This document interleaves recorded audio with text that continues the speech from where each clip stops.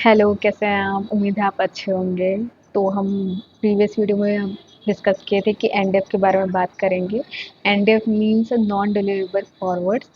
तो इसके साथ हम आगे बढ़ते हैं। अगर आपने इस चैनल को सब्सक्राइब नहीं किए हैं तो आने वाली वीडियोस के नोटिफिकेशन पे इस चैनल को सब्सक्राइब कर लीजिए और बेल आइकन को दबाना ना भूलिएगा। तो चलते वीडियो के साथ आगे बढ़ते हैं।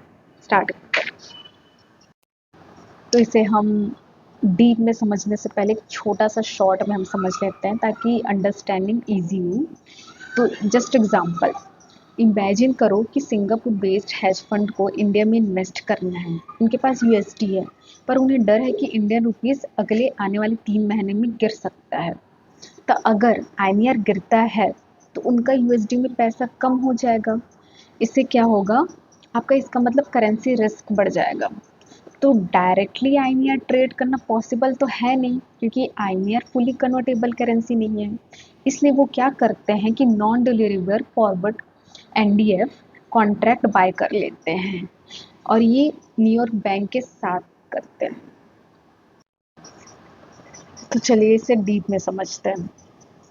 तो एनडीएफ क्या होता है?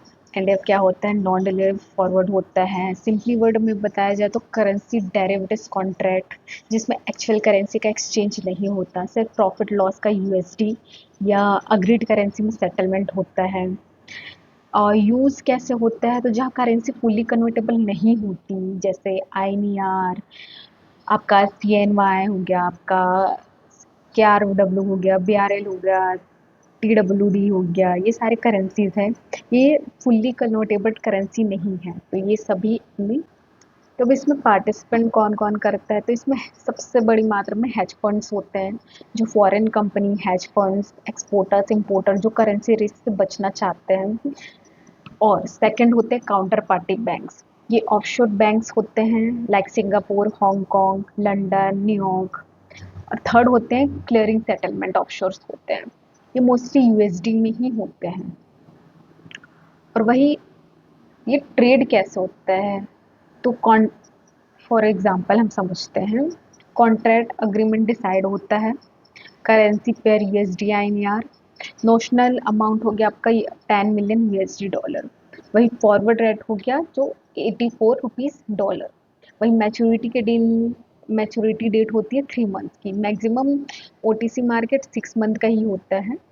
और मैच्योरिटी पर सेटलमेंट में क्या होता है उस टाइम? तो मैच्योरिटी के दिन एक्चुअल स्पॉट रेट आता है 85 रुपीज़ यूएसडी डॉलर। तो डिफरेंस कितना हुआ है? 1 रुपये यूएसडी डॉलर का हुआ। तो जो जो प्रॉफिट एंड लॉस होगा, सपोज अगर 85 की जगह 83 होता, तो 1 रुपीज़ से यूएसडी डॉलर का लॉस होता। वही अगर 1 रुपीज़ प्लस में है तो वो 1 रुपीज़ का ही सेटलमेंट होगा यूएसडी डॉलर में, कैश में नहीं होगा।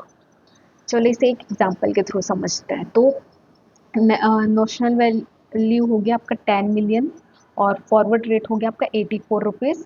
और वही spot rate at at the maturity 85 हो गया। तो डिफरेंस कितना है? 1 पर USD into USD 10 million is equal to 10 rupees million INR.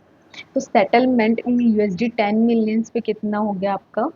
तो 10 millions divide by 85 is equal to USD 1,70,647। ये आपका इन यूएसडी डॉलर में हो गया। वही कोई आईएनआर का एक्चुअल ट्रांसफ़र नहीं होता है, मतलब फिजिकल ट्रांजैक्शन नहीं होते हैं। जो भी ट्रांजैक्शन, जो सेटलमेंट होते हैं वो सिर्फ यूएसडी डॉलर में ही होते हैं। अभी ये कहाँ ट्रेड होता है? तो ये ऑनशोर इंडिया में ये अलाउ नहीं है। एनड्रिफ्ट ट्रेडिंग आरबीआई के रूल्स के कारण अलाउड नहीं है। वही ऑफशोर मार्केट में अलाउ है। ऑफशोर मार्केट कहाँ है? तो Singapore, Hong Kong, London, Dubai, New York. ये ऑफशोर या F market foreign exchange market होता है। इसे ऑफशोर एनडीएफ मार्केट कहते हैं। अब इसे ट्रेड कौन कौन करता है? तो फॉरेन इंस्टीट्यूशनल ट्रेड करते हैं, हेज फंड्स काफ़ी हैवी क्वांटिटी में ट्रेड करते हैं, एक्सपोर्टर्स एंड इंपोर्टर्स ट्रेड करते हैं, ऑफशोर बैंकर्स ट्रेड करते हैं, एंड एमएनसी विथ आइनर एक्सपोजर ट्रेड करते हैं। भाई इंडिया पे इसका क्या इम्पैक्ट होगा? तो ऑफशोर एनडीएफ में रेट में ज़्यादा अगर वॉलेटिलिटी है तो ऑनशोर मार्केट में भी इसका प्रेशर देखने मिल सकता है। तो आरबीआई इंटरवेन करता है कि गैप कम करने के लिए अगर वॉलेटिलिटी बढ़ने पर क्या क्या होगा। तो जस्ट एग्जांपल, अगर वॉलेटिलिटी बढ़ती है तो इंपोर्ट कॉस्ट बढ़ जाता है और एक्सपोर्ट रेवेन्यू इफेक्ट होता है। वहीं फॉरेन इन्वेस्टमेंट फ्लो में चेंजेस भी आते हैं।